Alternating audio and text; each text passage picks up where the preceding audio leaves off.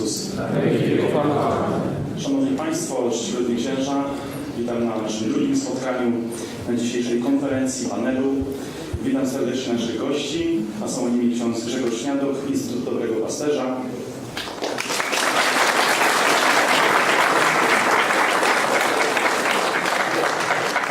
Pan Jarosław Janczewski, który za chwilkę dołączy, koordynator celebrantów spraw liturgii, z wykształcenia lekarz. Niestety z przyczyn osobistych nie mógł do nas dzisiaj dotrzeć pan Paweł Micarek, ale cieszymy się, że jest z nami pan Tomasz Rowiński, redakcja Christianitas, socjolog, historyk idei. Witamy.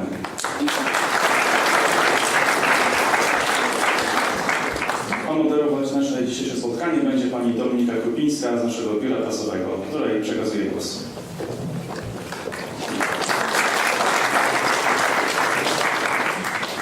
Szczęść Boże.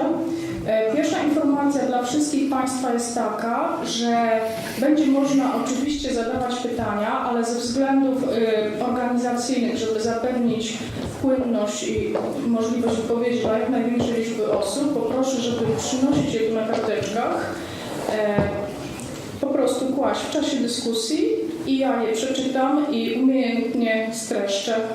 Tak, żeby i połączę, tak, żeby każdy głos zdążył być wysłuchany, dlatego, że czasu nie mamy dużo. Być może karteczki się pojawią, jeżeli nie, to proszę, żeby jakoś je sobie zdobyć. Więc ja teraz bardzo serdecznie też witam naszych dyskutantów i kolega Rowiński, który jest bardzo ważną osobą Christianitas, chciał jeszcze coś powiedzieć. Ale to właściwie nie masz o czym mówić, bo widzę, że Christianitas się rozeszło właściwie. Prosił o reklamę, ale widzę, że już niepotrzebna. Dobrze. Więc krótkie, jak będzie wyglądało nasze dzisiejsze spotkanie? Omówimy dziesięciolecie, ten okres 10 lat od wydania Summorum Pontificum, bazując na 2 tekstach, do których nasi dyskutanci będą mogli się odnosić, dyskutować o nich, a potem także Państwo. Więc ja króciutko przedstawię pierwszy z tych tekstów. Omówimy sytuację na świecie, bazując na bardzo ciekawym wywiadzie arcybiskupa Guidona Pozzo, sekretarza Komisji Papieskiej Ecclesia Dei, który zresztą w całości chyba nie był tłumaczony na język polski. Kilka punktów warto poruszyć, a potem omówimy sytuację w Polsce na podstawie tekstu pana Marcina Goli z UVP i potem jeszcze będzie czas na omówienie pewnych dodatkowych spraw. Więc zaczniemy teraz od pierwszego punktu. Mianowicie przedstawię krótko ważne myśli arcybiskupa Pozzo i poproszę naszych dyskutantów o odniesienie się do nich po kolei. Pierwsza sprawa. Arcybiskup zwraca uwagę, że w opinii publicznej motu proprio jest uważane jako koncesja na rzecz tradycjonalistów, jako sposób przybliżenia Bractwa Świętego Piusa X i zlikwidowania tego zerwania, tego pęknięcia, które nastąpiło z nimi. Natomiast o ile nie można negować, że to jest ważne, o tyle absolutnym redukcjonizmem nieuprawnionym byłoby to ograniczanie świętego. Ponieważ Benedykt XVI zwraca uwagę, że Sobór Watykański II nie zniósł, nie abrogował dawnych ksiąg liturgicznych, tylko chciał ich rewizji bez zrywania, likwidowania poprzedzającej je tradycji. I że motu proprio w tym momencie nie aspiruje do stworzenia jednolitości liturgicznej, tylko do pojednania w Kościele poprzez stworzenie współistnienia 2 form, zwyczajnej i nadzwyczajnej, rytu rzymskiego, koło siebie, respektując ich specyfikę. I arcybiskup mówi, że bilans tych pierwszych 10 lat jest pozytywny w dużej mierze, ponieważ nawet jeżeli powoli i nie bez trudności na początku, to się dokonało. Świadomość tego pojawiła się w wielu diecezjach, a wzajemna niechęć, brak zaufania się zmniejszyła. Szczególnie podkreśla, że to się stało we Francji i Stanach Zjednoczonych. podkreśla też, że pozytywną niespodzianką jest pojawienie się dużego zainteresowania na Dalekim Wschodzie i w Europie Wschodniej, czego się nie spodziewano wcześniej. I tu staniemy i poproszę naszych czcigodnych gości o komentarze.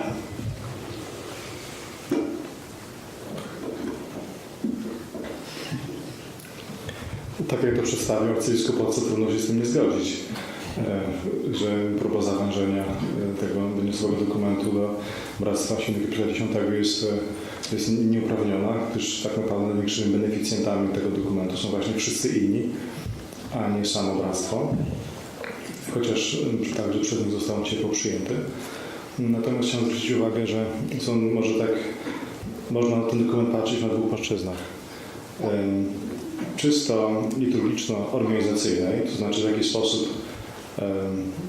dawna liturgia sobie znajduje miejsce w tej przestrzeni liturgicznej Kościoła łacińskiego. A drugi, znacznie bardziej skomplikowany problem, to jest problem aksjologiczny. To znaczy trudno odseparować przez liturgię od tego, w jaki sposób się patrzy na Kościół, na dogmaty, na tradycję, na moralność. I w tym, jeśli spojrzymy na to w ten sposób, to ja uważam, że podział jeszcze się pogłębi, dlatego że katolicy, dla których tradycja katolicka jest droga i to, w jaki sposób myślał Kościół przez 2000 lat, dostali bardzo ważny oręż od opatrzności Bożej w postaci tego dokumentu, który pozwoli im niejako, zwłaszcza w czasie pontyfikatu papieża Benedykta, wziąć na kilka lat wiatr w żagle.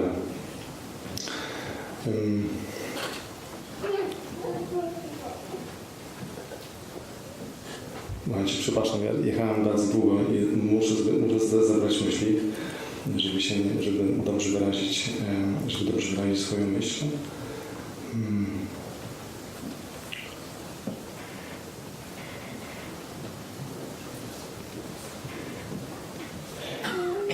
I tutaj uważam, że te widełki kościelne się rozjeżdżają. To znaczy tego konfliktu w aksjologii. Ponieważ sami drodzy widzicie, w jakim sytuacji znajduje się Kościół teraz.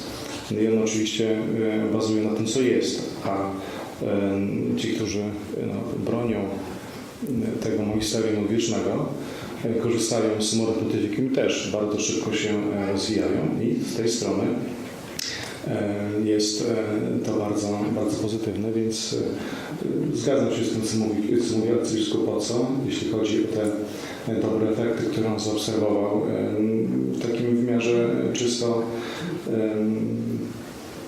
socjologicznym, tak? Nie da się ukryć, że to się po prostu rozwija.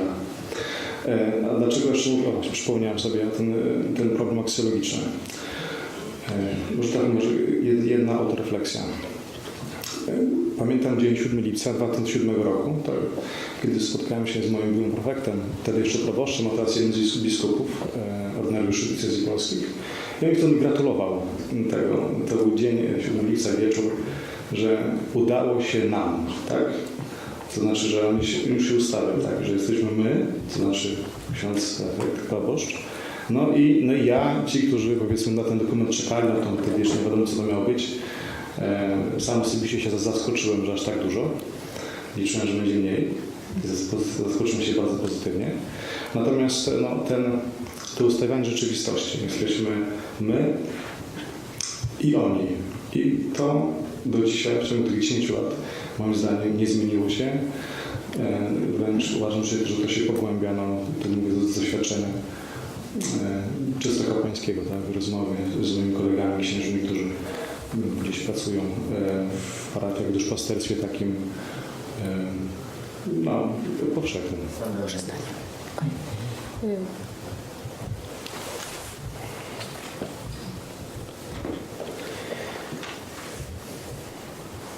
Ja chciałem się troszeczkę odnieść do tego, co tutaj ksiądz mówił. Mianowicie tej kwestii jednak mimo wszystko takiej, że są pewne różnice tutaj, tak jak ksiądz mówił, takiej pewnej praktyki wiary, ja bym to nazwał.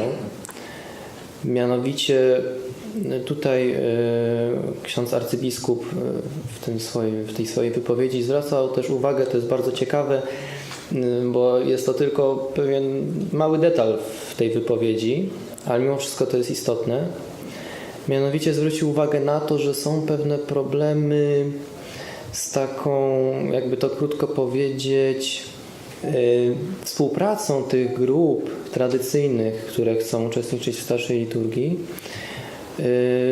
jakby z innymi aktywnościami diecezji, że jakby jest taki strach lekki przed tym, że te osoby chciałyby jakby być w tej jakby docelowo oczywiście parafii tradycyjnej, prawda? A równocześnie nie uczestniczyć w jakichś inicjatywach związanych ze zwyczajną formą rytu w diecezji. I tutaj taki przykład z życia w pewnym duszpasterstwie polskim, które rozwija się powiedzmy tak przeciętnie. Może nie będę mówił, jakie to jest duszpasterstwo, na jedno z duszpasterstw polskich. Jest taka sytuacja, że bardzo trudno jest wywalczyć mszę pasterską, pasterkę. I tak samo triduum, na przykład obchód triduum sacrum jest w ogóle niemożliwy, ponieważ polityka jest taka, że kuria uważa, że w te dni ta grupa tradycjonalistyczna, żeby nie traciła kontaktu ze swoją parafią terytorialną, że powinna wtedy uczestniczyć w liturgii parafialnej, że nie powinno być tej liturgii w starszej formie, ponieważ jakby jest strach przed tym, że ci ludzie stracą kontakt jakby ze swoją parafią, że będą chcieli tylko uczestniczyć w tej starszej liturgii, a nie będą jakby dalej budować tego, jakby to powiedzieć, mainstreamu diecezji, tak? Tego typu strach. I chciałem zwrócić na to uwagę, że z jednej strony tutaj oczywiście ksiądz arcybiskup tutaj bardzo oczywiście w superlatywach się wypowiada i tak dalej, ale jednak mimo wszystko jest taki element jednak takiego strachu, że tu ludzie, że oni będą tylko tym żyć i że może to jednak niedobrze, prawda, że tak by było. I uważam, że to jest właśnie coś takiego, na co warto zwracać uwagę w takich wypowiedziach, na takie właśnie małe detale, które mogą mieć wielkie znaczenie i mają też jednak mimo wszystko we władzy duchowej są realne, tak? Bo tak jak powiedziałem o tym przykładzie, że jakby to jest zupełnie realna sytuacja, która blokuje pewnego rodzaju rozwój duszpasterstwa właśnie ze względu na ten strach, nie wiem, kurii, jakichś tam ważniejszych księży, przed tym, że ci ludzie jakby będą mieć tą swoją mszę, prawda? I chciałem tylko jeszcze dodać, przepraszam, że z kolei papież Benedykt XVI w swoich dokumentach, nie pamiętam, czy to było już w Summorum Pontificum, czy potem w instrukcji do Summorum Pontificum Universa Ecclesiae, mówi przecież o tych parafiach personalnych, prawda, że to by było coś dobrego. No ale to się w ogóle nie ima wtedy do tego, że tutaj nie może być rozwoju, bo ma być kontakt z kolei z tą parafią terytorialną, prawda? No i tu by trzeba było się zastanowić, jak to by powinno wyglądać. Dzień dobry Państwu. To ja też się odniosę na chwilę przedmówcy i do tekstu arcybiskupa, który jest niewątpliwie jedną z najlepiej zorientowanych osób w Rzymie w sprawach starszej formy rytu rzymskiego. Ta kwestia, która tu została podniesiona w tym tekście księdza arcybiskupa, jest niejako taką szpilką w stronę biskupów, ponieważ ksiądz arcybiskup zwraca uwagę, że te problemy, które wynikają zdaniem wielu duszpasterzy z istnienia czy ze współistnienia dwóch rytów, powinny być rozwiązywane przez biskupów, a nie są problemem wiernych, którzy poszukują skarbów tradycji dla swojego duchowego wzrostu. Przy czym to jest o tyle paradoksalna sytuacja, że przecież mamy do czynienia z wielością wspólnot w naszych parafiach, które na swoje różne sposoby interpretują Novus Ordo Missa, prawda? I to jakby nie jest problem jedności. Tymczasem stara msza tym problemem jedności miała się stać, więc wydaje się, że jest to rodzaj takiego fantomowego trochę strachu, tak? Znaczy jakiegoś zideologizowanego. I też wydaje mi się, że ten zideologizowany taki strach jest w ogóle widoczny w implementacji Summorum Pontificum. Ja mam taką, nie będę o tym długo mówił, taką prostą refleksję, to znaczy, że dopiero Summorum Pontificum, opublikowanie tego dokumentu, a także Universa Ecclesiae, prawda, tego dodatkowego dokumentu, pozwoliło na rzeczywistą recepcję w Kościele motu proprio Ecclesia Dei, tak naprawdę. To znaczy Summorum Pontificum jest dokumentem, który w sposób powszechny przywraca odprawianie starej mszy, tak sobie to nazwijmy, a nie jest to praktykowane, tak? Znaczy nie mam rzeczywistego współistnienia dwóch rytów w Kościele. Raczej mamy do czynienia z czymś w rodzaju takim właśnie duszpasterstw dla sentymentalistów, dla tych przywiązanych do jakiejś tej odmienności. I to w pewnym sensie gdzieś się mieściło w programie motu proprio Ecclesia Dei. Więc jakby widzimy, że ten no nie ma realizacji dokumentu, natomiast jest jakby pewien postęp, tak? Dzięki tej decyzji Benedykta XVI. Skoro koledzy odnieśli się do fragmentu wywiadu, którego jeszcze nie odczytałam Państwu, żeby Państwo wiedzieli, o czym jest mowa, to ja go teraz przeczytam i poproszę też księdza, który nie miał wcześniej szansy do odniesienia się do tego. Ponieważ po tej pierwszej pozytywnej części następuje moment, kiedy arcybiskup rzeczywiście zwraca uwagę na pewne zagrożenia i problemy, zaznaczając, że mają one naturę praktyczną. Ten moment, który podniósł kolega Jarczewski, brzmi tak. Mianowicie, że niektórzy biskupi skarżą się, że te stabilne grupy wiernych proszące o mszę w formie nadzwyczajnej nie zawsze są realnie włączone we wnętrze działań pastoralnych w kościele partykularnym, że istnieje ryzyko pewnej izolacji i teraz właśnie jest ten moment, bo o tym to wszyscy mówią. Arcybiskup mówi, że niemniej jednak ta izolacja nie jest spowodowana używaniem formy nadzwyczajnej, lecz innymi czynnikami, które cały Kościół lokalny powinien szczególnie badać. Ewidentnie należy do ordynariusza gwarantowanie i zapewnianie harmonii i aktywnego uczestnictwa wiernych w rzeczywistości Kościoła diecezjalnego. Mnie się wydaje, że to są mocne słowa i teraz bardzo bym chciała, żeby ksiądz może się do nich odniósł, a potem jeszcze przeczytam o jakichś innych jeszcze problemach. Mówi arcybiskup, bo też są inne.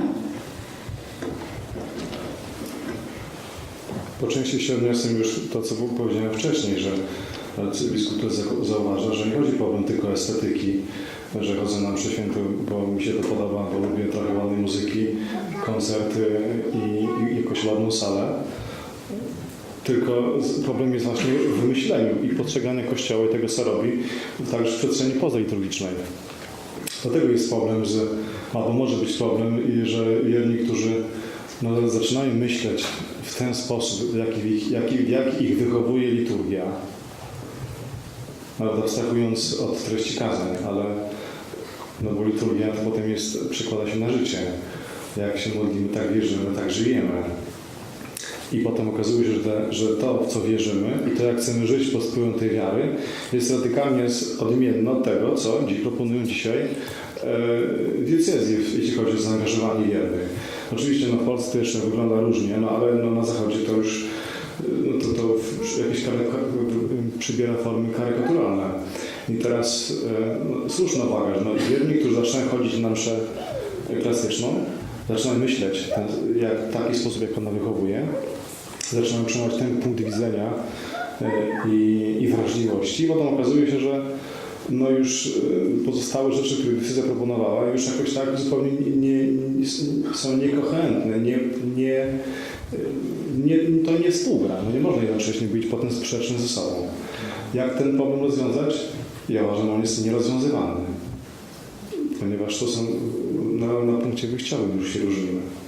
Oczywiście są jakieś, zawsze można znaleźć takie rzeczy, w które można się angażować, nie wiem, marsze dla życia, które raczej są bardzo szeroką formułą, czy tym podobne jakieś inicjatywy, gdzie broni się wartości fundamentalnych, albo może zasad fundamentalnych. Natomiast bez wskazania jakichś konkretów, trudno na przykład nakłonić wiernego, który chodzi na mszę klasyczną, żeby potem zasilił szeregi szafarzy nadzwyczajnych w diecezji. Tak? Sami rozumiecie, że to jest coś tak sprzecznego ze sobą, że czy ministrantki to pan 6.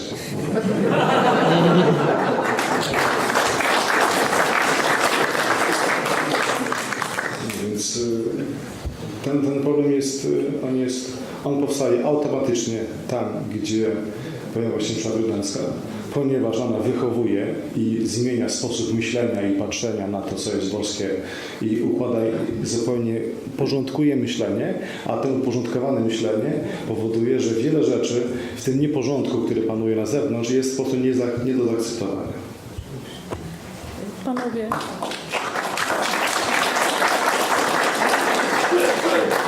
Ja tylko chciałem dodać tutaj do księdza, że ja znam jednego nadzwyczajnego szafarza, który równocześnie służy do mszy w Starym Brycie, także to naprawdę różnie z tym bywa. Ad vocem w tym miesiącu dzwoniło do mnie już 2, którzy właśnie dlatego, że poznały mszę trójdęcką, zrezygnowało z tego. To są dobre owoce. To są dobre owoce. To może krótko tylko dodam, że część jakby moim zdaniem jednak tego problemu wynika z pewnego takiego nacisku, który idzie jednak wciąż od biskupów, tak? I który spada na proboszczów, spada na księży, to znaczy zdjęcie pewnego takiego odium ideologicznej wojny jednak wokół mszy. Uważam, że też przyniosłoby większy pokój pomiędzy wiernymi uczestniczącymi w tych 2 formach.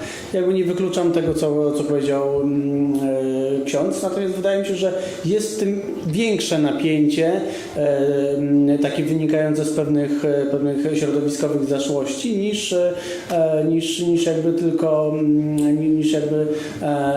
problem tak zupełnie fundamentalny. To znaczy jednak mamy do czynienia z 2 katolickimi rytami, co by nie mówić. Jeżeli oba będą szanowane i odpowiednio traktowane, to prowadzą nas do zbawienia. Podam jeszcze 2 czy 3 inne problemy, które podał arcybiskup. Poproszę, czy nasi dyskutanci chcą się odnieść. Jeżeli nie, to przejdziemy do artykułu kolegi Marcina Woli. Więc przypominam, że arcybiskup mówi o sytuacji z punktu widzenia całego świata, a nie Polski.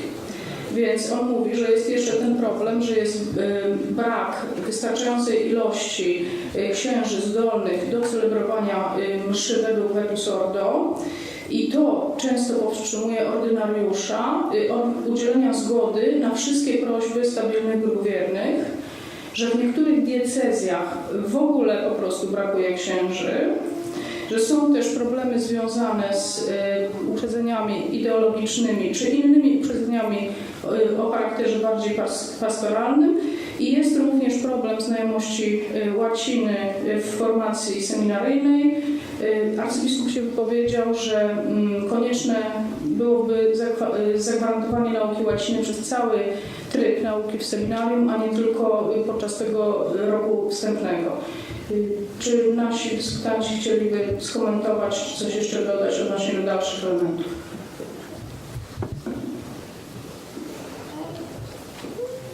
Zapotrzebowanie na księży, którzy celebrują w formie klasycznej, będzie tylko rosło i to w bardzo szybkim stopniu.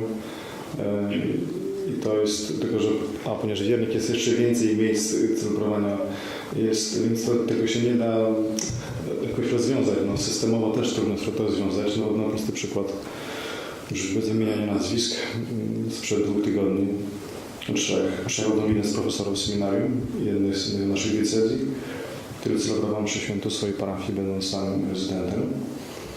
Wszystko było dobrze, było nawet tolerowane przez proboszcza niechętnego, ale tolerował. Kuria w ogóle się nie interesowała, dopóki zaczęli przychodzić klerycy. Tym osobiście referował. Ja po tym, jak zaczęli się interesować klerycy, sprawa została ucięta, ponieważ dopóki to były jakieś prywatne hobby księdza profesora, to sprawa była do zniesienia. Natomiast jeżeli zaczęli się interesować klerycy, no to mogli się jeszcze tym zarazić i ksiądz został z parafii odwołany i przeniesiony w inne miejsce. I poczynione były kroki ku temu, aby podziękować mu za wykładanie seminarium. To pokazuje, że brak jest systemowego rozwiązania. Oprócz problemu dobrej woli, dlaczego nie ma fakultetów czy zajęć dodatkowych z liturgii i warsztatów, powinno być przecież w każdym seminarium. Natomiast no, można policzyć na palcach jednej ręki, nie trzeba pewnie 2 razy za dużo, ile takich seminariów jest, które takie warsztaty pozwala organizować i patrzy na nie przychylnym okiem. Nawet z czysto pragmatycznego punktu widzenia warto poznać dodatkową umiejętność szafowania sakramentów. Przecież Somorum Pontificum zrównuje 2 formy i to sugeruje, że każdy ksiądz katolicki powinien nabyć przynajmniej umiejętność bez względu na to, jak się odnosi do tej czy innej formy, jeżeli wstąpił do seminarium diecezjalnego. Natomiast tego nie ma i raczej bez wymiany pokoleniowej to się nie zmieni, a zapotrzebowanie będzie rosło bardzo szybko. Natomiast odnośnie języka łacińskiego, to jest żenujące, że jest tylko 2 lata. Moi drodzy, naprawdę, to jest język łaciński, jest językiem naszej Matki Kościoła. Kto nie zna języka łacińskiego, nie umie myśleć w kategoriach teologii katolickiej, która 99% swojego myślenia sformułowała właśnie w języku łacińskim, który wymaga pewnego precyzyjnego języka. Natomiast jeden z problemów posoborowia jest właśnie problem braku precyzyjnego języka teologicznego, ponieważ nagle wzrosła piramidalnie liczba ludzi, którzy zajmują się teologią, no bo ponieważ zniesiony był warunek, że trzeba znać język łaciński. Gdyby teologami mogli być tych, którzy potrafią czytać podręczniki do dogmatyki, czy teologii moralnej w języku łacińskim, czy filozofii, no to zobaczmy, że nagle radykalnie zmalałaby liczba głupot mówionych w języku takim narodowym, gdzie każdy może być teraz teologiem, kończąc dziesiątki różnych rodzajów fakultetów teologicznych, które produkuje ludzi o bardzo niskim poziomie wiedzy teologicznej. Tak jakobyś magistra z teologii, to nic nie znaczy. Wręcz przeciwnie. Wcześniej to może jeszcze miał zmysł wiary naturalnej, ale po takim fakultecie to już ma bałagan na głowie totalnie.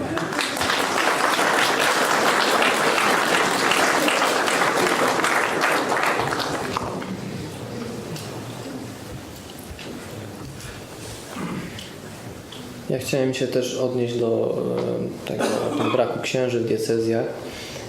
Teraz nie mówię ani że o Polsce, ani o świecie, mówię tak generalnie, powiedzmy.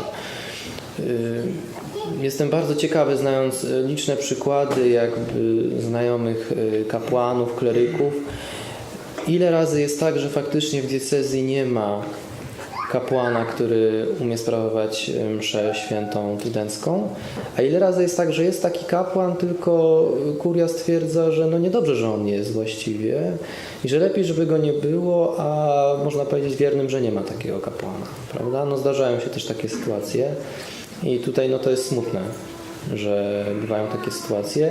I jeszcze tutaj do księdza a propos tego języka łacińskiego, że miałem taki epizod na studiach, że pewien wykładowca u nas na medycynie stwierdził, że on właśnie chciałby, żeby łacina była też językiem publikacji medycznych, bo to rozwiązałoby wiele problemów związanych z precyzją języka.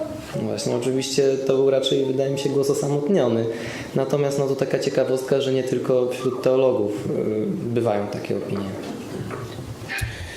Tak, no bardzo mnie frapuje ten fragment wypowiedzi arcybiskupa, bo jakoś nie mogę sobie wyobrazić tej grupy wiernych tradycyjnych, którzy przychodzą do biskupa i nie mają już księdza jakiegoś w kieszeni. To znaczy jesteśmy bardzo posoborowym środowiskiem. W sensie, że aktywność świeckich jest tak absolutnie dominująca wśród nas, że jakby szukam wiarygodności. Gdzie coś takiego mogło się wydarzyć? Bo mam wrażenie, że raczej to co kolega powiedział, jest problemem. To znaczy, że biskupi zamykają oczy na rzeczywiście księży, którzy już funkcjonują, tak, w tej celebracji. No ale to tylko jakby współgra z tym, co ksiądz opowiedział, wspaniały przykład, prawda, implementacji recepcji Summorum Pontificum, że się wywala księdza, jak okazuje się, że seminarzyści przychodzą. Zresztą to nie jest takich przykładów, co na pęczki możemy usłyszeć i każdy z nas na pewno takie przykłady zna. Przyniesiono mi pytanie, na które ksiądz Śniadok zdążył właściwie odpowiedzieć, zanim ono zostało przyniesione, więc dla porządku szybciutko je odczytam. Może ksiądz jeszcze będzie chciał się odnieść, a potem przejdziemy żeby już nie wracać do tego zagadnienia, a potem przejdziemy do tekstu kolegi Marcina Woli. Pytanie brzmiało następująco. Zgodnie z artykułem 21 instrukcji Uniwersytetu Eklezji mowa jest o zapewnieniu kapłanom okazji uzyskania adekwatnego przygotowania do odprawiania liturgii w formie nadzwyczajnej. Dotyczy to zwłaszcza seminariów itd. Według mnie jest to już jest koniec cytatu, według mnie jest to pusty i niezrealizowany zapis. Proszę o komentarz księdza Śniadoka. No i potem jeszcze była obawa, czy nie chodzi o to, żeby takich księży nie było zbyt wiele.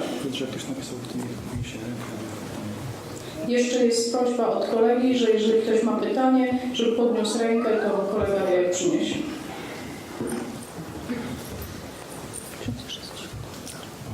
Zapomniałem tylko pytanie. Zrobimy tak, ksiądz to przeczyta. A ja tak... Już rozumiem to.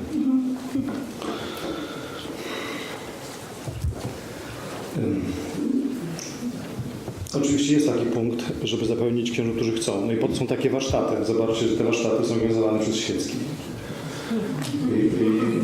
I bardzo dobrze, że są. Naprawdę, od samego początku, ja od 18 lat mam taką perspektywę, to pamiętam to pokolenie księży wychowywanych i uczonych przez świeckich. Zobaczcie, jak świat stoi na głowie. Tak? Świeccy uczą księży celować przez świętych. Już od dawna tak jest. Ja pamiętam czasy z mojego seminarium, gdzie jeden kolega stał przy drzwiach, innego uczył i ten przy drzwiach miał sprawdzać, czy prefekt nie idzie. Tak to kiedyś wyglądało. Natomiast w czym jest trudność? To jest bardzo dobry postulat. Na przykład, powinny być warsztaty w seminarium, dobrze, a kto je ma przeprowadzić?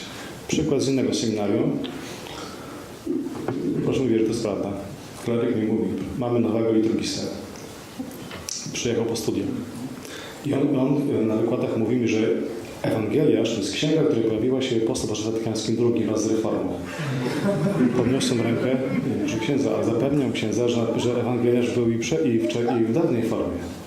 No to jest poziom wykształcenia liturgistów. Inny przykład z tej samej dyskusji było, co to jest doksologia mała i wielka.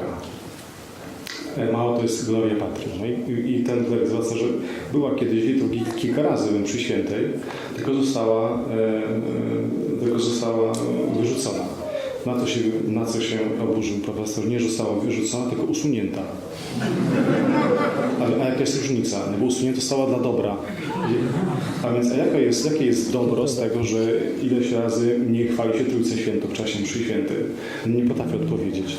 No więc to jest taki problem, że przychodzą profesorowie, którzy teoretycznie mają doktorat, a kto ma zrobić warsztaty dla kleryków czy diakonów, którzy chcieliby się nauczyć mszy redencji? No, a tak diecezje stoją przed problemem, że nie mają takich ludzi. I potem jest tak, że są jacyś ludzie, którzy powiedzmy są odpowiedzialni za liturgię w danej diecezji i oni być może doskonale wiedzą, że mają ten brak, nie chcą go nadrobić i to jest takie trochę jak, nie wiem, jak dobrze się wyrażę, ale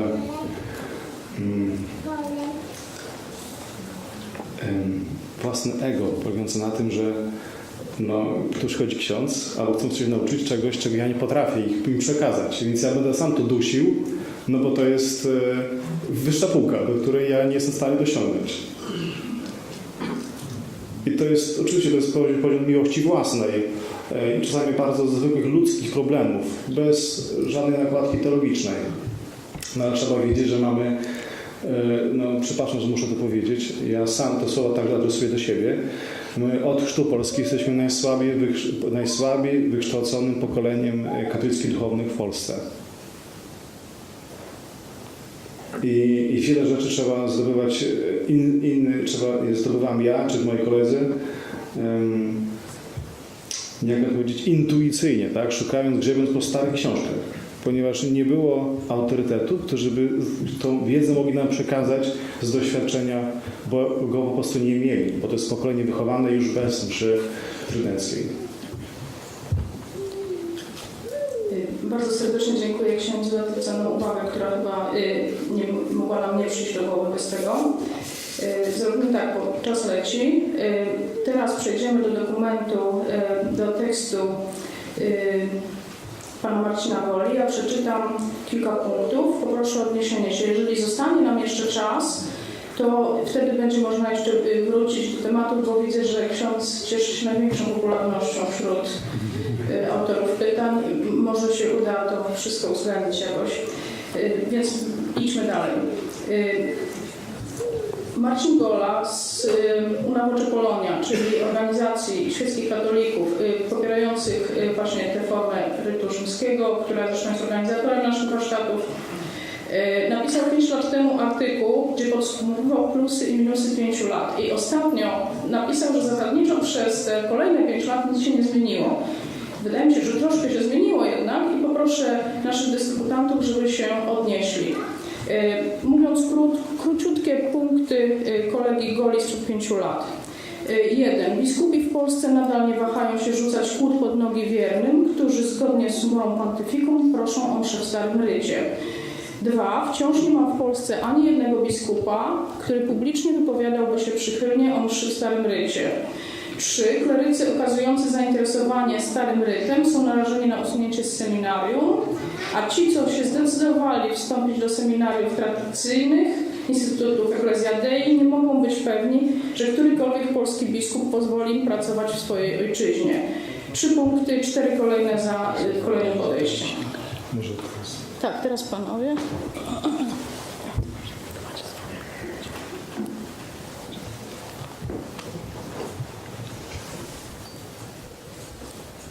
Na pewno tutaj jedna zmiana nastąpiła. Mianowicie rok temu mieliśmy tutaj księdza biskupa Meringa, który uczestniczył w mszy Coram i bardzo otwarcie wypowiadał się pozytywnie o starszej liturgii, mówił dużo o zaletach starszej liturgii. Także no mamy ordynariusza faktycznie, który się pozytywnie wypowiedział w tej sprawie, no i to jest na pewno jedna z rzeczy, która uległa zmianie. Natomiast co do innych, no wciąż znam przykłady moich różnych kolegów, którzy byli szykanowani w seminariach różnych za to, że byli nawet nie jakoś bardzo, tylko wręcz troszeczkę zainteresowani starymi formami liturgicznymi. Jest to dalej w wielu seminariach temat absolutnego tabu, który powoduje, że takiej osobie zaczynają prefekci się przyglądać, prawda, że może tu jednak coś jest nie tak. Znam też przykłady księży, którzy mieli cofki tak zwane, czyli byli rok albo nawet niektórzy 2 lata dłużej w seminarium, że chcieli ich przetrzymywać. Znam też przykład kleryka, który przed diakonatem najpierw rok był przytrzymywany, drugi rok był przytrzymywany i ostatecznie powiedzieli mu, że albo go usuną, albo sam odejdzie, prawda? I że jeśli go usuną, to oczywiście z takimi papierami, że do żadnego seminarium już nie będzie mógł nigdy pójść. Także tutaj, a jeśli chodzi o tych biskupów, no to faktycznie cieszy ta wypowiedź księdza biskupa Meringa. Natomiast jeśli chodzi o inne rzeczy, no to dalej są seminaria takie, które szykanują kleryków po prostu zainteresowanych tymi starszymi formami liturgicznymi. Może ja tylko się odniosę, bo forma jakby rzucania kłód pod nogi jest taka kolokwialna.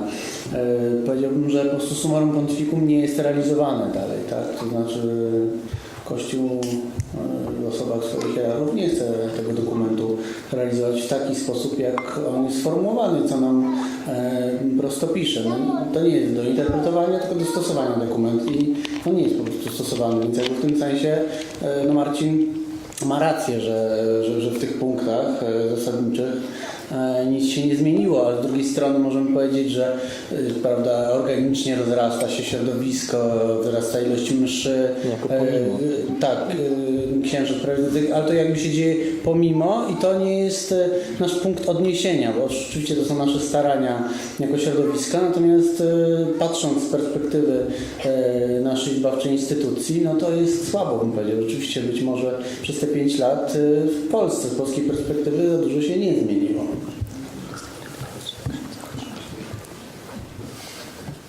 Przeczytam jeden z punktów kolegi Goli, to jest punkt, który omówił ksiądz zaraz na samym początku, czyli ten problem współistnienia związany po pierwsze ze sprawami praktycznymi, a po drugie z odrębnymi aksjologiami, więc nie będziemy już do tego wracać. 3 pozostałe są następujące. Odprawianie mszy tradycyjnej w parafii, gdzie dotychczas nie była odprawiana, nadal wzbudza dużo emocji i nawet msze prywatne traktowane są jako problem i jest kwestia obawy, lęku i tak dalej. Proboszczowie nie decydują się z własnej woli udostępniać wiernym cennego skarbu liturgii. I ostatni punkt.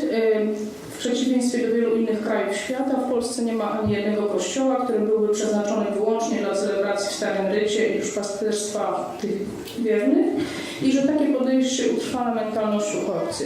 Ja poproszę teraz księdza, żeby najpierw odniósł się do tych 3 punktów, a potem do kolegów, jeżeli jeszcze coś będzie. Jeśli chodzi o te wcześniejsze punkty, które Pani przed chwilą teraz przeczytała, no to gdybym tak miał się z własnego doświadczenia, no to one wszystkie na terenie diecezji białostockiej, w której pracuję teraz, wszystkie są realizowane, więc to jest może nie wiem jakie z innych Znaczy, że nadal jest diecezji. tak źle, czy że już jest Nie, lepiej? że jest dobrze. Nawet nie powiem bardzo dobrze, ale jest po prostu dobrze. Jest atmosfera neutralnej, takiej nie robienia nikomu problemów. Jeśli ktoś chce księżyc celebrować, czy prymitację odprawić, czy nic, nie ma żadnych szykan z tego tytułu, jest oddzielny kościół na mszę wiedeńską, czy jak w innych kościołach okazyjnie jest celebrowana też, nie ma problemów. Więc wszystkie sprawy w Kubi są załatwiane na bieżąco, też bez problemów, więc akurat natomiast w czym jest może problem, czego Pan Marcin może nie bardzo rozumie, będąc świeckim z zewnątrz. No wyobraźmy sobie, że jesteś proboszczem, który jakaś grupa, mam już 5 grup parafii, z kolei chcę mieć mszę. I nawet jeżeli mam dobrą wolę i powiem, no to no dobrze, jak chcecie, nie ma sprawy. A kto będzie celebrował? I tu jest problem potem jurysdykcyjny, bo księża są przypisani do parafii, to znaczy wikariusze. Jak przychodzi wikariusz innej parafii odprawiać mszę, to już jest problem, bo on ma obowiązki swojej parafii. I zazwyczaj także na terenie innej parafii się czegoś nie robi się. To są takie rzeczy, które pewnego takiego sposobu funkcjonowania życia parafialnego w Polsce. A jeśli chce to być to wikariusz, załóżmy sytuację zupełnie optymalną. No wikariusz zainteresował. A proszę mówi, ja prowadzę mszę w parafii, ciebie zmienię w przyszłym roku za 2 lata i kto dalej będzie to robił? Czy powiem ciągłości? A jednak proboszcz patrzy, jeśli to msza w grafiku, no to chciałbym mieć to też na lata, a nie tak na jeden sezon. Czyli znowu jest problem do tego, kto będzie daną mszę celebrował, więc ja jestem księdzem 8 lat. Uważam, że docelowo to powinny być oddzielne kościoły z księży przeznaczonymi tylko do tej formy. Aczkolwiek zawsze jest cenna, jeśli tam msza gdzieś w parafii się odprawiana, no bo to jednak ludzie to dostrzegają, widzą, natomiast na dłuższą metę to jest nie do utrzymania, bo to jest zmęczarnia. Jest parafia w Bydgoszczy, gdzie ksiądz prawa celebruje mszę świętą, tylko on wie, ile ma problemów, będąc proboszczem, który sam celebruje. Tak? No bo przecież nie jest sam też na parafii, niby ma pełną władzę, może wszystko robić, natomiast no, szkoda, że tu nie ma, pewnie by się sam wypowiedział.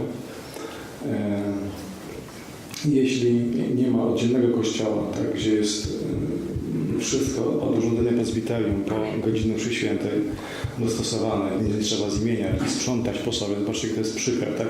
Odpowiedzcie mszę, posprzątajcie po sobie. Tak jakbyśmy wprowadzali pewien nieporządek. Aż do tak drastycznych przykładów to naprawdę z życia wzięte, tak? Nie mówię, niczego nie wymyślam. że nawet komplet ampułek, wasze, nasze, żeby nawet nie ma żadnego zetknięcia się. A mimo, że ksiądz kupił ładne, piękne ampułki, żeby były takie wspólne, no przecież tu jest msza święta, tu jest msza święta. Nie. Te nasze brzydkie to nasze, a te ładne są wasze. Czyli jest... No, i ja pracuję na terenie parafii. To jest taki system, uważam, dość dobry, chociaż oczywiście najlepszy jest parafia profesjonalna, ale jeszcze jej nie ma. Gdzie jest system polegający na tym, że ja odprawiam mszę w starym kościele parafialnym i zabudowania i cały teren danej szkoły mam pod swoją opieką, więc są idealne warunki do rozwoju całego życia duszpasterskiego, łącznie i z edukacją dzieci własną.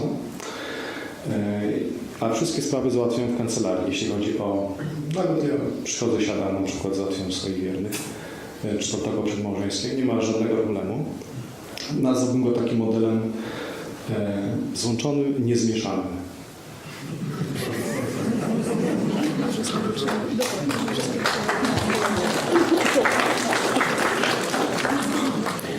No może ja taką inny przykład podam, to znaczy, że to też ksiądz wcześniej powiedział, że jest problem takiej systemowości, no ale to na przykład w parafii brwinowskiej, tak, pod Warszawą, po prostu jak ksiądz przychodzi tam, to się musi nauczyć starej mszy.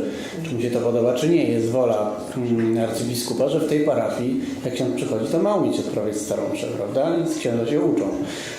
No tylko, że tu dotykamy tego problemu chyba, który powtarza nam się cały czas. Znaczy problem z wolą biskupów w Polsce, bo wszystko można zrobić w Kościele. Dobrze wiemy, że wszystko można zrobić, jeśli biskup wyrazi jakąś wolę. Także ja też wracam do tego przykładu, dlatego że jednak stoję na tym fragmencie Summorum Pontificum, który mówi o współistnieniu, prawda, dwóch form rytu i wzajemnym się przenikaniu, jakimś wpływie, który no jednak jest większy, jeśli to się w ramach jednej parafii odbywa, niż następuje taka gettoizacja, prawda, że gdzieś tam sobie obok funkcjonujemy, co nie znaczy, że jestem przeciwny parafiom tradycyjnym, tak to nazwijmy, tak? Ale też moje wrażenie jest takie, że no więcej się mszy odprawia starej we Francji modernistycznej niż rzekomo bardziej tradycyjnej Polsce, prawda? Więc tu też cały czas jednak uważam, że jest duży taki resentyment i obawa biskupów w Polsce wobec tej mszy i to jest tak naprawdę do zmiany. Może to jest po prostu kwestia zmiany pokoleniowej, może to jest kwestia jeszcze 50 lat.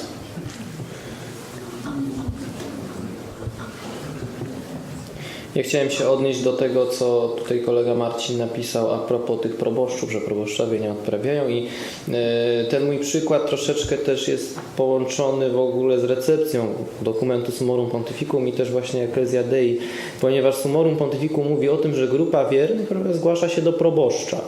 I znam taki przykład, że proboszcz zainteresował się formą, odprawił kilka razy na zasadzie tej mszy takiej niewpisanej, także nie ma tej grupy wiernych, tylko on sobie prywatnie odprawia, prawda? Ale znaleźli się ludzie, którzy stale chodzili na tę mszę i on stwierdził, że to jest ta grupa wiernych, że on jako proboszcz, to była wiejska parafia, będzie odprawiał tą mszę, ale stwierdził, że kurtuazyjnym, dobrym pomysłem jest zapytać się biskupa albo chociażby go poinformować o tym, że on właśnie wykorzystuje w praktyce polecenia Summorum Pontificum, na co biskup bardzo się zdenerwował i zakazał mu oczywiście odprawiać w tej formie mszę świętą.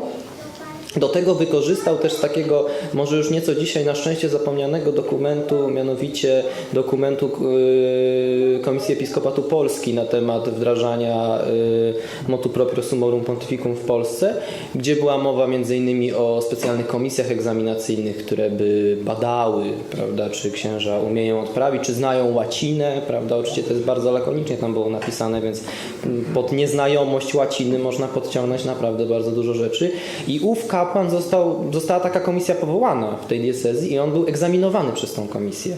I dopiero po wielu licznych perypetiach zdał ostatecznie przed tą komisją te egzaminy. Zaczął odprawiać w parafii oczywiście proboszcz,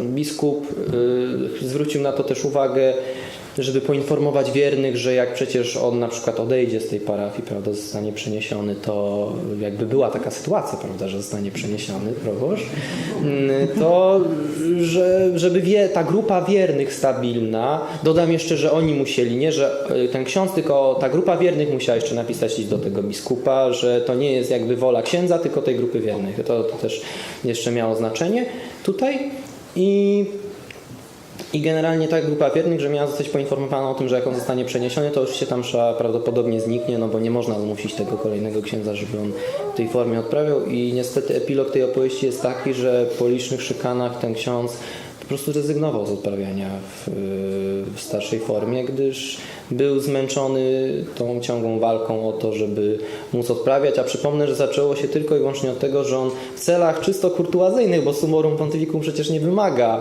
zgody biskupa na to, żeby proboszcz w swojej parafii wprowadził starszą formę liturgiczną, w celach kurtuazyjnych napisał po prostu do swojego ordynariusza list, prawda? Ale to właśnie dobrze pokazuje nam kwestię do zmuszania, prawda? Że to jest takie spojrzenie na starą mszę, to trzeba zmusić, tak? A nie jest to coś równie uprawnionego do tego, żeby po prostu w Kościele istniało, bo jest wielkim skarbem. Myślę, że to jest bardzo fajny fragment. Pewien zakonnik kiedyś mnie nauczył, że nie należy pytać przełożonych o zgodę w sprawach, w których nie ma takiego obowiązku, dlatego że można nic dostać wymogę i wtedy już trzeba będzie się do tego stosować. Widzę, że to też kilku zakonników. Mamy jeszcze pół godziny i 3 tematy do poruszenia oraz pytania. Ja nie będę odczytywać wszystkich pytań, dlatego że są takie, które dokładnie pokrywają się z tematami, które mają być jeszcze omówione, więc mam nadzieję, że autorzy będą rozumieli. Teraz poruszę temat bliźniaczy. Powszechnie jest uważane, że jednym z największych nieoczekiwanych zalet owoców Summorum Pontificum jest zarówno pewna eksplozja powołań kapłańskich i zakonnych, jak i olbrzymiej aktywności wiernych świeckich, której, żeby było weselej, życzył sobie sam Sobór Watykański II. I będę chciała prosić panów, naszych dyskutantów, o skomentowanie tego faktu, właśnie zarówno kwestii aktywności wiernych, jak i kwestii powołań kapłańskich i zakonnych. I przeczytam jeszcze fragment wypowiedzi arcybiskupa Pozzo po polsku, ponieważ jest rzeczywiście bardzo piękny i bardzo mocny. Z tego samego wywiadu. Muszę uznać, że jestem bardzo zbudowany moimi wizytami w seminariach i klasztorach Instytutów Ecclesia Dei. Życie duchowe i formacja kapłańska są solidne i spójne z wielką tradycją Kościoła.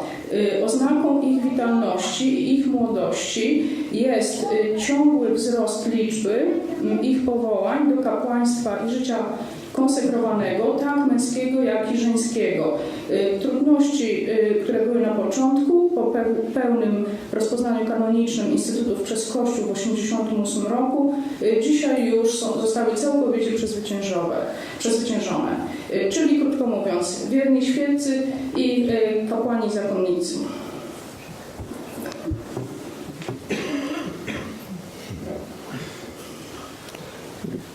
Prosty przykład, gdyby ktoś miał, zakładając, że nie zna realiów życia, ale za to ma dostęp do sieci i chciał ocenić siłę powiedzmy, tej części Kościoła, biorąc pod uwagę ilość aktywności internetowej, to jesteśmy w ogóle gigantem.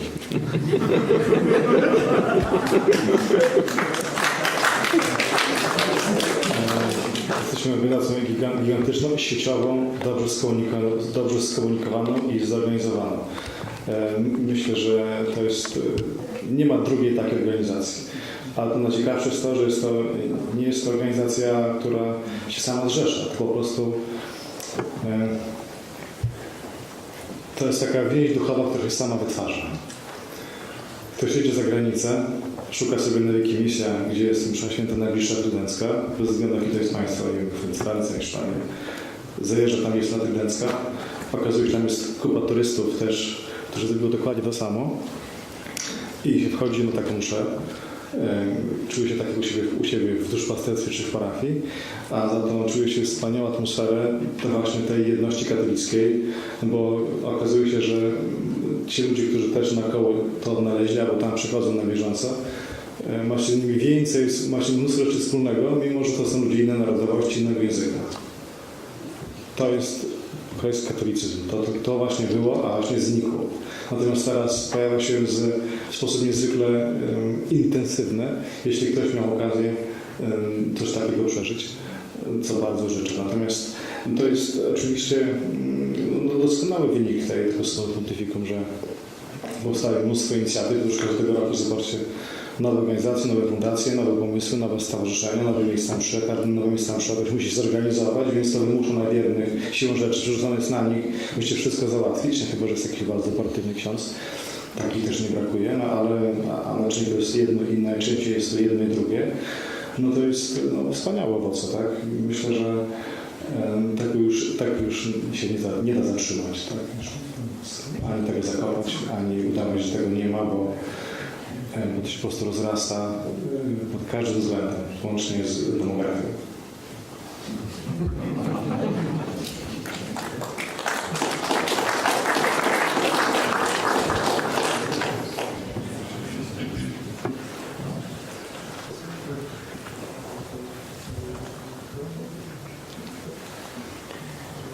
Chciałem zauważyć, że jeśli chodzi o wiernych świeckich, to bardzo dużo osób rekrutuje się z innych grup, tak jak na przykład ministranci z parafii, którzy po prostu niejako w naturalny sposób szukają, określiłbym to, czegoś więcej. Czyli chcą po prostu poznać inne formy liturgiczne, poznawać je, zgłębiać je, trafiają w ten sposób na mszę trydencką, a za tym idzie potem tradycyjna nauka, tradycyjna doktryna w parze. I dlatego wydaje mi się, tak jeśli chodzi o te duszpasterstwa tradycji, że generalnie ludzie świeccy w tych duszpasterstwach to są ludzie, którzy po prostu chcą działać. To nie jest na zasadzie, że po prostu przychodzą na mszę, wychodzą i ich nie ma. Tylko oni właśnie może też dlatego na tą mszę trydencką w ogóle trafili. Że po prostu czegoś szukali czegoś, chcieli jakoś pogłębić swoją wiarę.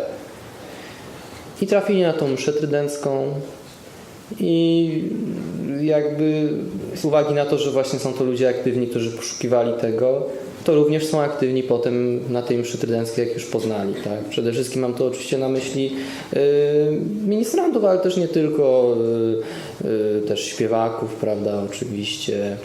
A co do powołań kapłańskich, no ja jako świecki może nie jestem jakiś tutaj osobą, która może się dobrze na ten temat wypowiedzieć.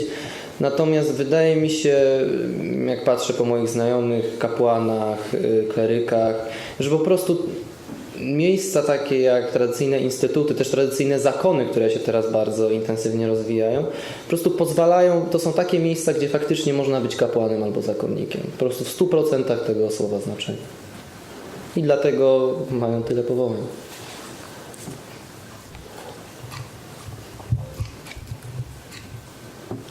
Ja przypomnę, że najnowsze dane z Francji są takie, że za ten rok 1/4 wszystkich wyświęconych kapłanów to są kapłani właśnie z instytutów tradycyjnych, albo Ecclesia Dei, albo Bractwa Świętego Piusa X. Następne pytanie, troszkę bardziej filozoficzne, ponieważ mówi się i jednocześnie uogólniające w kontekście zmian, które zachodzą w ostatnich latach w Kościele. Mówi się, że pierwsze tysiąclecie było czasem herezji chrystologicznych i trinitarnych, drugie tysiąclecie eklezjologicznych i sakramentologicznych, a trzecie tysiąclecie będzie czasem herezji antropologicznych. Przeżywamy teraz stulecie objawów fatimskich, które zostały dane przez Opatrzność Bożą przed nadejściem komunizmu. Wcześniej wiemy, podobną rolę pełniły objawienia świętej Marii Małgorzaty Alacoque przed nadejściem rewolucji francuskiej i racjonalizmu rewolucyjnego. Wcześniej także można zauważyć, że różaniec został dany Kościołowi przed wybuchem protestantyzmu. Jest pytanie teraz, czy można mówić, że odrodzenie, to zwolnienie jednak z tego łańcucha mszy starej jest jakimś darem opatrzności przed zbliżającymi się ciężkimi czasami, które nas czekają.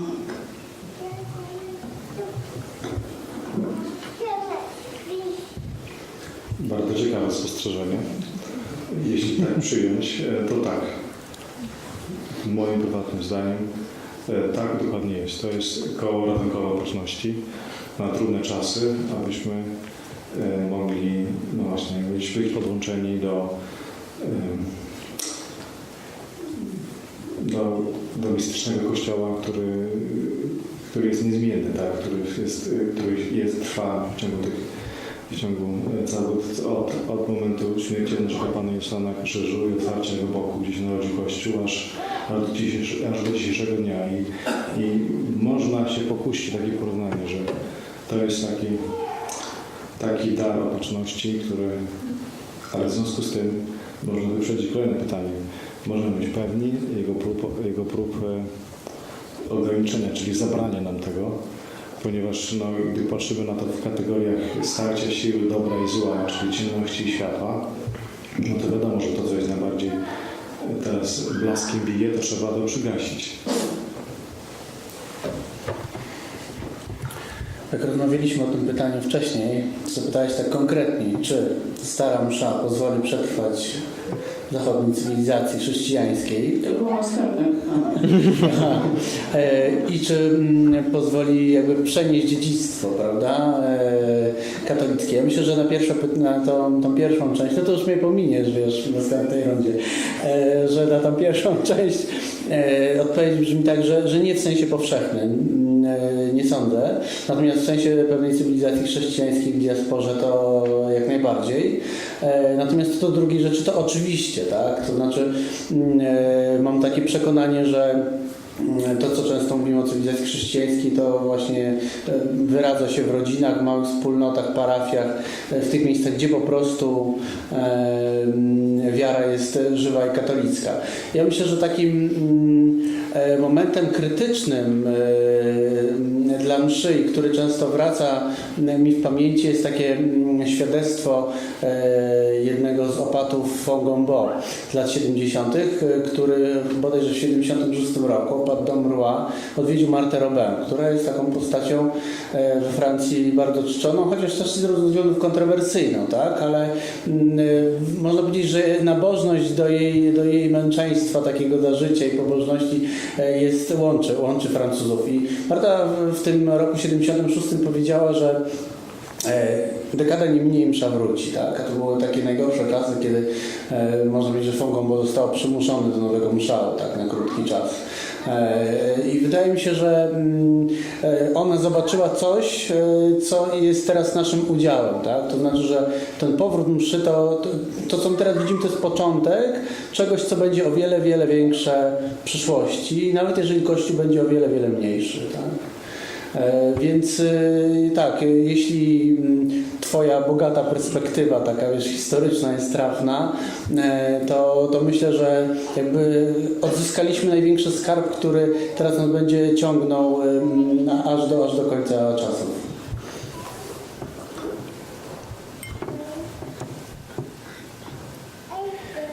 Ja myślę, że też oczywiście się z tym zgadzam, że to jest coś, co może być taką odpowiedzią na tę herezję tego trzeciego tysiąclecia.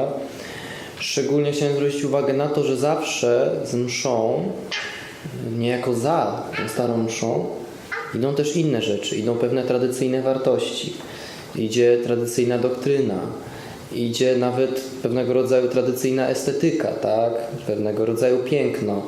To wszystko jest ze sobą powiązane i moim zdaniem, jeśli ktoś uczęszcza na tą starą mszę, stara się żyć tą starą mszą, to jakby te inne aspekta też szybciej lub wolniej też zaczynają mu towarzyszyć i też jakby niejako przemieniają tego człowieka.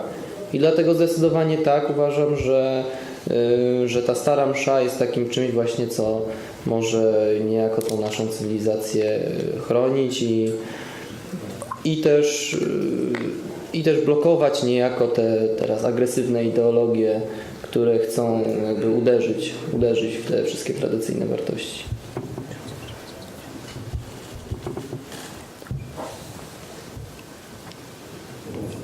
Kolejne pytanie odnosi się, już pomału zbliżamy się do końca i zaraz będą pytania Państwa. Kolejne pytanie, zresztą dwa pytania dotyczą go Państwa. Dotyczą ostatnio opublikowanego artykułu w Lacroix, gdzie świecki teolog Andrea Grillo zapowiedział, że według jego informacji możliwość po uznaniu Bractwa Świętego Piotra X jako prałatury personalnej, możliwość odprawiania w Starym Rycie zostanie ograniczona tylko do tego bractwa, natomiast swobodna możliwość wyboru rytu przez każdego kapłana zostanie zlikwidowana, ponieważ narusza jedność liturgiczną Kościoła i tworzy niejako kościoły równoległe w obrębie tej samej parafii i jest to zerwanie z tradycją. Oczywiście przytoczyła się burza po tym artykule, zarówno podważająca kompetencje autora, no to jeszcze nie oznacza, że to nie może być prawda, prawda? Jak i poruszająca inne kwestie. I wydaje mi się, że po tej całej dyskusji na jej zakończenie nie możemy pominąć tego fragmentu. O ile zastanawianie się, w ilu procentach to jest prawdopodobne, wydaje mi się bezsensowne, bo co papież zrobi, to on zrobi. Natomiast możemy się zastanowić, co by się stało, gdyby coś takiego faktycznie nastąpiło. No ale to ma takie same dozy prawdopodobieństwa jak pytanie, co się stanie, jeśli to się stanie, tak? No, czy papież tak zrobi? No, nie wiem, jak się do tego stosunkować, bo w moim przypadku nic się nie zmieni, bo ja mam prawo własne. Musiałby papież zlikwidować moje zgromadzenie. No. Ale już mamy przykład, że Franciszkanie Pokalane zostali już w sposób taki pokazowy zlikwidowani, spacyfikowani w sposób niezwykle brutalny. Dlatego część informacji dociera do mediów, resztę po prostu Franciszkanie nie mówią. To, co przeżywają i to, jak to wygląda od strony, od kuchni. A wygląda to naprawdę niezwykle brutalnie. Więc mamy już jeden przykład.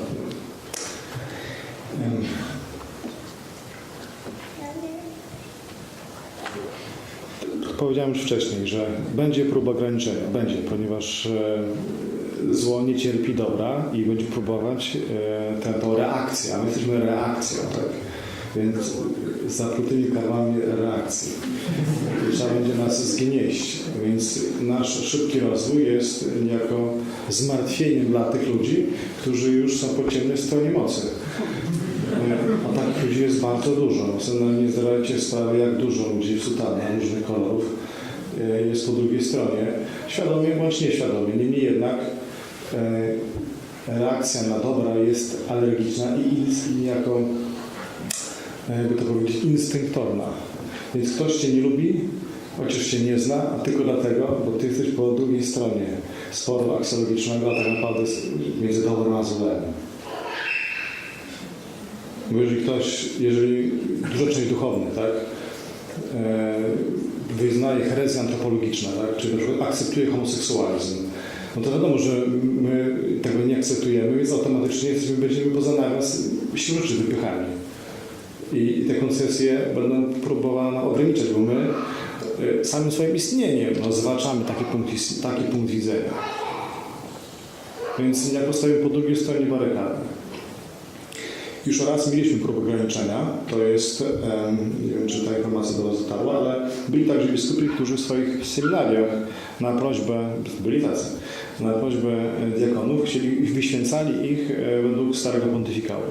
Rzym to już ukrócił, że trzeba wybrać na początku. Albo idziesz do jednego ze zgromadzeń tradycyjnych i wtedy masz pełny garnitur tradycyjnych święceń, albo wybierasz seminarium diecezjalne i wtedy masz wszystko w nowym rycie. Trzeba tutaj wybrać. Więc myślę, że może być próba, że ograniczenia stosowania mszy świętej właśnie na takiej zasadzie. Chcesz protestancko odprawiać? Nie ma sprawy. Zapisz się do zakonów, stan do zgromadzenia i tam będziesz miał swoje powiedzmy możliwości. Natomiast co do reszty, to w imię jakiejś wydumanej jedności, której nie ma, będzie próba właśnie zabrania tego wszystkim pozostałym. Tutaj ten autor artykułu wspomniał, że jest to ze względu na to, że Benedykt jeszcze żyje, więc ze względu na szacunek dla papieża nie zrobił mu to za życia. Natomiast po jego śmierci, w tej walce dobra ze złem, myślę, że taka próba będzie podjęta. Nie wiem w jaki sposób prawny, ale wszystko da się zrobić. W dzisiejszym kościele nie ma rzeczy niemożliwych, tak? Ponieważ on jest zewnętrzny, sprzeczny logicznie, więc można zrobić wszystko, odwołać i zawsze jakoś to argumentować i gwarantuję, że będzie wspaniały aplauz mediów katolickiego mainstreamu na całym świecie. Że to jest dobra decyzja, długo oczekiwana, konieczna, no bo wiecie, jest bałagan i tak nie może dalej być. Więc niech oni sobie tam trzymają się w swoich klasztorach i w swoich, powiedzmy, kościołach, ale musi być porządek i dyscyplina. Nagle się dają tacy miłośnicy porządku, dyscypliny. Więc gdyby papież chciał coś takiego zrobić, ten bądź następny, raczej następny, to ma cały kościelny, powiedzmy, ten taki establishment, czy całą organizację kościelną za sobą, bo my oczywiście mamy swoje media. Mamy własne obiegi informacji, no ale to działa do nas, tak? To są nasze serwisy, nasze media z trudem budowane, nasze obiegi informacji, ale nas nie trzeba przekonywać. Natomiast co zrobić, żeby dotrzeć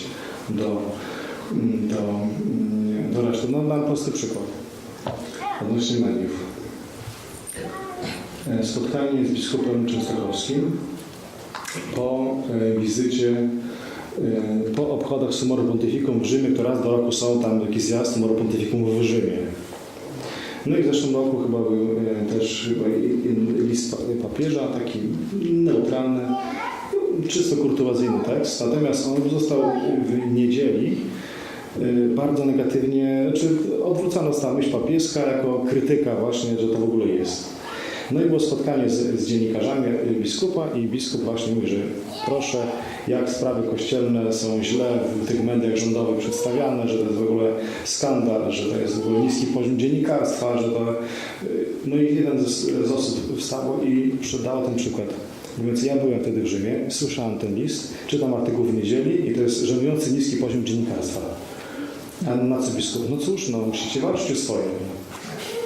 No, musimy walczyć o swoje. No tak to już jest, że media są nierzetelne. Tak? Bierzcie sprawy w swoje ręce. Bierzcie sprawy w swoje ręce, tak? Jak tam ci źli są nierzetelni, to skandal w ogóle to trzeba zmienić. Ale jak nasi są nierzetelni, no trudno, no wiecie, no takie jest życie, no to są nierzetelni już. No. To chyba ogólna uwaga. Coś jeszcze tylko szybko. A tak, myślę, że jednak mamy do czynienia w tej chwili w Kościele z taką rewolucją staruszków, którzy przeżywają drugą swoją młodość i strasznie chcą dokończyć Sobór, tak jak sobie go wyobrażali, prawda? I to jest coś, co jednak uważam, że się w ciągu dekady, oczywiście nie zero-jedynkowo, ale zamknie, tak?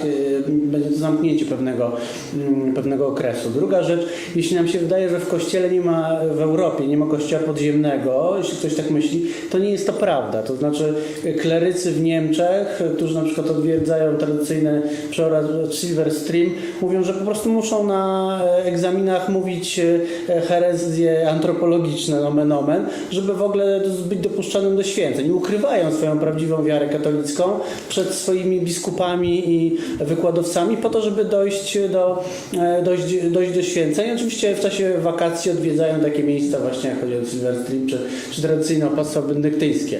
Do czego zmierzam? Jeśli rzeczywiście spotka nas taka decyzja, to będziemy mieli po prostu do czynienia z największym podziemiem kościelnym w historii tego kościoła, tak? Znaczy od ariańskiej herezji po prostu, tak?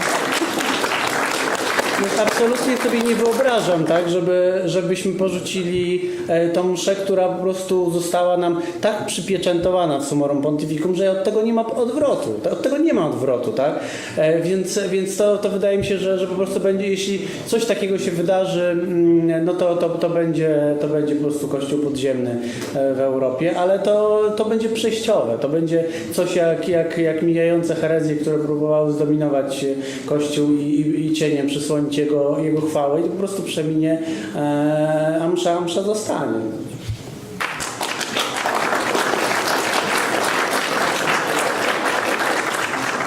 Ja chciałem tylko dodać do kolegi, że jakby już była taka sytuacja, tak? No przecież przed motu proprio Ecclesia Dei, no większość mainstreamu kościelnego uważała, że msza została na zawsze zniesiona i jej nie ma, a byli tacy księża, którzy byli szykanowani, byli po prostu przesyłani z parafii na parafię, którzy mówili, ja mam quo primum, ja odprawiam.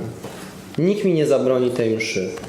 Ci księża, znam różne przykłady, po prostu niszczono im życie, starano się tych księży po prostu wyplenić wręcz z powierzchni ziemi i często się nie udawało i ci księża dalej odprawiali, aż doczekali tych czasów, kiedy nagle zostało powiedziane, no niektórzy, bo niektórzy nie doczekali, ale niektórzy doczekali takich czasów, kiedy nagle zostało powiedziane, nie, no przecież nigdy nie zniesiono tej mszy, prawda? Nigdy nie zniesiono tej mszy. I ja uważam, że jeśli by była taka sytuacja, że msza zostałaby tutaj w jakiś sposób, no tak jak ksiądz tutaj mówił, że można miliony sposobów wymyśleć, jak zakazać tutaj starej mszy, to myślę, że byłby jeszcze mocniejszy ruch tutaj podziemny niż to było jeszcze wcześniej. Dużo mocniejszy, szczególnie po tych argumentach, jakie dał Benedykt XVI w Summorum Pontificum.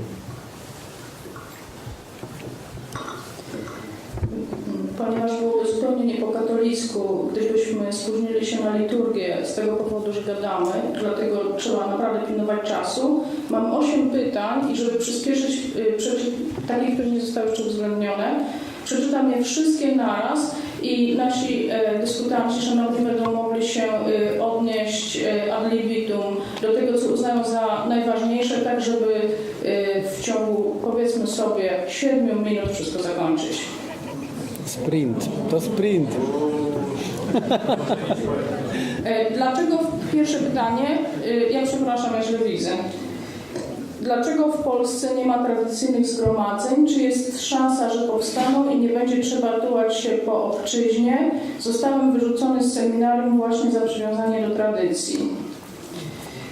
Mieszkam w małej wiosce i małej parafii. Ksiądz w ostatnim czasie unowocześnił mszę w pląsy i nowoczesne pieśni. Młodzież się dobrze bawi, a starsi tęsknią do dawnej mszy. W jaki sposób porozmawiać z księdzem i zachęcić go do zainteresowania tradycyjnym rytem, którego ksiądz wyraźnie unika? Czy uznaje ksiądz lub pan, w zależności od tego, który z panów miał opowiadać, za ważny dialog doktrynalny z Bractwem Świętego Piusa X? Czy potrzeba w Kościele jakiegoś następnego kroku prawnego dokumentu? Jeśli tak, to jakiego? Kardynał Sara ostatnio mówił o przenikaniu się i współistnieniu dwóch form rytu rzymskiego. W kontekście całej wypowiedzi znalazły się interpretacje, jakoby prokuratowi chodziło o współistnienie również na płaszczyźnie kalendarza liturgicznego. Jakie według szanownych prelegentów niosłoby to za sobą zagrożenia i korzyści? Co sądzi ksiądz o projektach tzw. reformy, czyli utrzydzeniu nomu? I ostatnie pytanie, czy zgodzą się Państwo ze starym tradycjonalistycznym dowcipem, że Polska będzie skansenem Novus Ordo, kiedy cały świat wróci do tradycji? Bo taka jest siła polskiego episkopatu.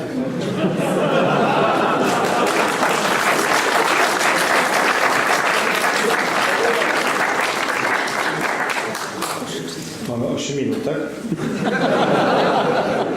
Na 3. Czy uznaje ksiądz za ważny dialog doktrynalny Bractwa Piusa X z Rzymem? Tak. Uważam, że jest potrzebny i ważny. Dlaczego w Polsce nie ma tradycyjnych zgromadzeń? Czy jest szansa, że powstaną i czy będzie... Nie. Jest szansa, że powstaną. Dlaczego nie ma? Może kwestia masy krytycznej księży z tradycyjnych zgromadzeń, bo jednak wszystko to tres factum collegium, czyli przynajmniej 3 jest potrzebne w jednym miejscu, no i zgoda biskupa. Wszystko jest możliwe, tylko trzeba tych księży trochę więcej jeszcze, żeby było. A być może jest to jeden płot, którą nie mogą zorganizować świeccy. Tak.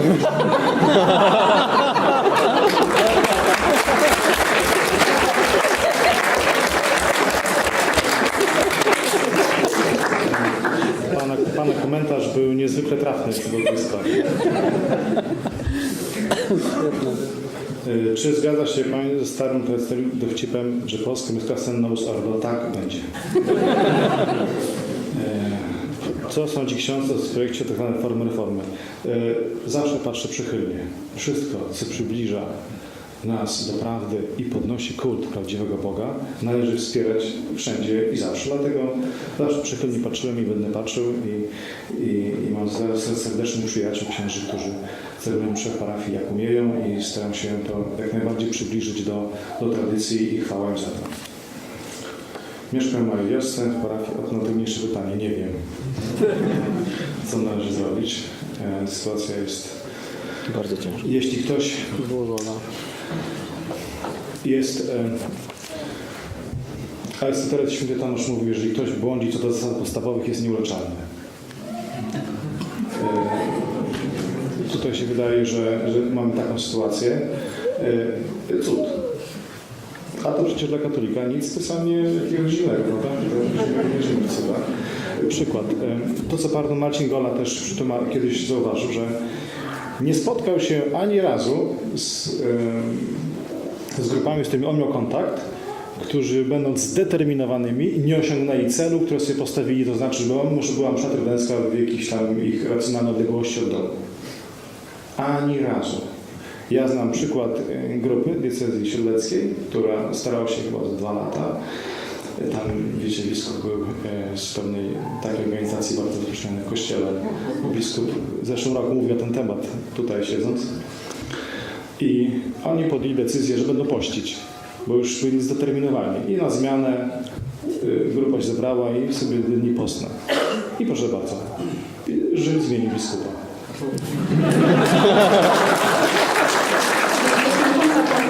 Bardzo dobrze działa. Nowy biskup sprawę rozwiązał i teraz jest tam regularna msza z oddelegowanym księdzem. Co tu jeszcze mamy? O kalendarz liturgiczny. Takie szczegółowe pytania. Sanktora. Kalendarz, tak? Niezwykle trudna sprawa. Ja myślę, że nie ma ludzi kompetentnych na tyle, żeby się do tego zająć, bo on na razie jest nieoddzielnie, stary jest nieaktualniany, bo nikt nie wie, w jakim kluczu tę aktualność zrobić. Ponieważ dawny sposób aktualniania kalendarza po prostu jest już nieadekwatny. Sprawa jest dość precyzyjna, nie chcę zanudzać szczegółami, bo nie mamy na to czasu.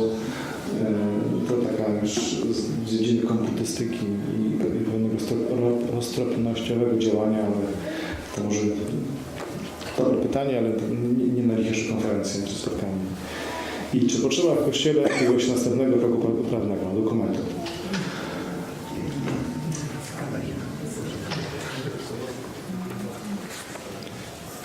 Tak, potrzeba. Muszę przemyśleć jakiego, żeby nie.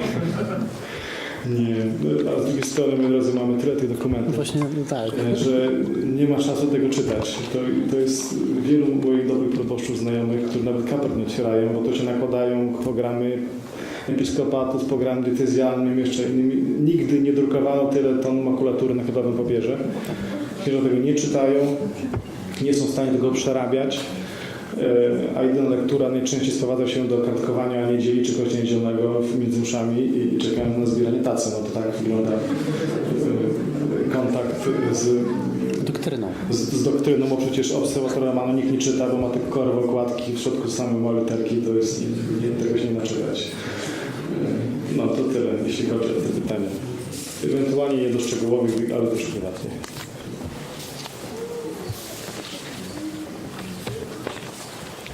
Coś mówić? No, słyszę. Ja tutaj bym chciał na 3 odpowiedzieć, po swojemu, że tak powiem. Tutaj szczególnie a propos tej małej wioski i małej parafii. No, z doświadczenia takiego świeckiego aktywisty, który starał się coś zmieniać w parafiach, prawda, duszpasterstwach, niewykonalne jest to. Absolutnie. To jak po prostu zauważyłem, że księża, którzy zajmują się starszą formą, są o wiele bardziej otwarci na przykład na uwagi dotyczące liturgii, na jakieś prośby. Natomiast ksiądz odprawiający Novus Ordo często jakby uważa, że właśnie jest tym absolutnym mistrzem i że żadna uwaga tutaj nie ma sensu, szczególnie od osoby świeckiej, i że wręcz odbiera to bardzo negatywnie, z agresją. Także jest to bardzo, bardzo trudny temat i często dobrą opcją jest po prostu włożenie tych emocji, tej aktywności, na przykład w organizowanie mszy trydenckiej, która jest tam gdzieś blisko, prawda? Współorganizowanie. Tutaj jest o tej kwestii o tym współistnieniu 2 form rytu rzymskiego, prawda? Ja uważam, że tutaj jest bardzo duże zagrożenie we wszystkich pomysłach dotyczących reformowania starszej formy, która też była zresztą przed Soborem już bardzo mocno reformowana w latach 50., tak bym powiedział, bardzo, bardzo mocno. I jakby uważam, że tutaj też tego typu próby reformy mogłyby otworzyć pewną furtkę właśnie do zakazu wręcz tej formy, nawet tej 62 roku, ponieważ można by było stworzyć pewne połączenie nowej formy ze starą, które mogłoby w bardzo różny sposób wyglądać w zależności od tego, kto by to zrobił. I na przykład powiedzieć, nie, to jest właśnie to już pogodzenie, prawda, to jest pogodzenie, a skoro jest pogodzenie, to zakazujemy tych 2 mszałów, tego nowusowego i starego, no bo tu jest ta forma, ona godzi, prawda, a tu jest zakaz. No to by była jedna właśnie z takich furtek do tego, żeby zakazać mszy trydenckiej. Ja tu oczywiście nie wątpię w dobre intencje księdza kardynała, natomiast jest to szalenie skomplikowany temat. Tak jak zresztą ksiądz przed momentem powiedział. Czy potrzeba w Kościele jakiegoś następnego kroku prawnego, dokumentu jakiego? No nie byłbym sobą, gdybym nie powiedział, że owszem, choćby żeby i Triduum Pre 55 było powszechnie możliwe.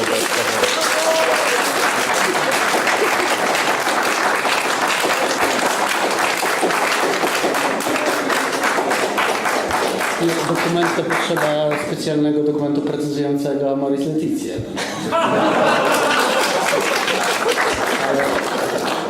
Ja się odniosę tylko krótko do tego pytania w sprawie, które w sumie dotyczy sanktorału, tak? Czyli na przykład uaktualnienia sanktorału. Myślę, że taką bardziej, ponieważ nie będę wnikał w żadne sprawy szczegółowe, bardziej ogólną historyczną wagę. To znaczy przyjdzie, mam nadzieję, taki moment, że nasz stary mszał przestanie być naszą twierdzą, tak? I przyjdzie czas na pewnego rodzaju uhistorycznienie tej księgi, tak? I powrót do tego, co rzeczywiście Sobór Watykański zalecał jako recognito, prawda? I pewne odnowienie tych ksiąg w duchu Sacrosanctum Concilium Mediator Dei przede wszystkim, tak? 2 takich najważniejszych tutaj dokumentów. No ale to jest, myślę, że bardzo długa perspektywa, bo to ciągle jest nasza twierdza i pewnie tą twierdzą jeszcze jakiś czas pozostanie. Natomiast taka perspektywa w jakiś może 100 lat, prawda? No, gdzieś musi nastąpić, bo pewne organiczne zmiany rytu są czymś naturalnym, powiedziałbym nawet przyrodzonym, tak, historycznie.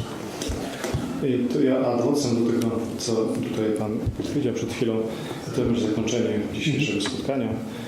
Z pytaniem jest następujące. Bardzo dobre akurat na koniec. Czy to nie jest opatrznościowe, że w wyniku prowadzenia nowej mszy stara pozostała bez zmian, mimo że Sobór postulował w niej zmiany? I jest opatrznościowe, tak, moi drodzy. Myślę, że to jednak Pan Bogu się sytuacja nie wymknęła spod kontroli. Niektórzy może tak myślą, że taki bałagan, że to jest chyba coś rozprzęgu. To jest tylko nasz punkt widzenia. Pan Bóg ani na chwilę nie traci panowania nad tym, co się dzieje i też widzi wszystko do przodu. I w tym sensie tak postawione pytanie osobiście uważam, że jest bardzo opatrznościowe, ponieważ ten impet dostosowania i majstrowania liturgii do jej współczesnego sposobu myślenia wzięło na siebie nowy porządek mszy. Tak? I to do dzisiaj to się nigdy nie kończy. To jest w ogóle to jest nigdy nie kończący się proces zmian, ponieważ świat szybko się zmienia. Teraz wszystkie herezje antropologiczne muszą się tej mszy nowej odbijać. Natomiast stara jest na to odporna, ponieważ to już w krytyce mszy świętej kardynał Tymian zauważył, że to jest bastion, który jest niepokonywalny dla większości herezji, ze względu na to, że jest to precyzyjnie opisane, precyzyjnie sformułowane i teraz próba majstrowania przy tym przez nasze pokolenie, jak już wspomniałem, jeszcze raz przypomnę, to jest moja refleksja osobista, przez tak słabe pokolenie kapłańskiego wykształcenia skończy się strasznie. Lepiej, żeby zostało tak, jak jest. Ja też wielokrotnie się zastanawiałem, bo ja celebruję przecież od wielu, wielu lat przecież codziennie. I dla mnie to jest po prostu normalne życie w cyklu liturgicznym w roku. Czy to nie można by zmieniać? I tak za każdym razem gdzieś tam się potem wychodzę do wniosku. No to wytworzyło tyle pokoleń i świętych, a ja tutaj gdzieś na dole będę myślał, co to można by zmienić. To trochę jest takie zuchwałe. Zwłaszcza, że liturgii się służy, tak? Służba Boża. Służymy liturgii, jesteśmy jej sługami. To są aż tak przecież ars serviendi, tak? Ars celebrandi serviendi, więc lepiej, żeby się nie zmieniało. I to w tym sensie da opatrzności. Można dalej posunąć. Może opatrznościowa była nam zabrana po to, ponieważ być może tamte pokolenie nie doceniało tego, co miało, a my, którzy sobie to musieliśmy ciężkim bojem wywalczyć i dalej to robimy, to dopiero doceniamy, jaki skarb mamy w ręku. To źrenica wiary katolickiej, to jest jej forma przetrwalnikowa cywilizacji chrześcijańskiej. Gdziekolwiek zostanie, to jest mój ulubiony przykład, gdziekolwiek to zostanie zasadzone, podlane gorliwością i znajdzie się ogrodnik, czyli jakiś kapłan, który będzie chciał dbać o to drzewko, ono rozwinie nie tylko piękno swojej liturgii, ale całą instytucję świata łacińskiego. Rodziny, wszystko. Łącznie aż miejsce króla na świętej liturgii. Więc wszystko jest tam zawarte, trzeba tylko pielęgnować, osłaniać i pozwolić, niech to rośnie. A reszta przyjdzie już sama.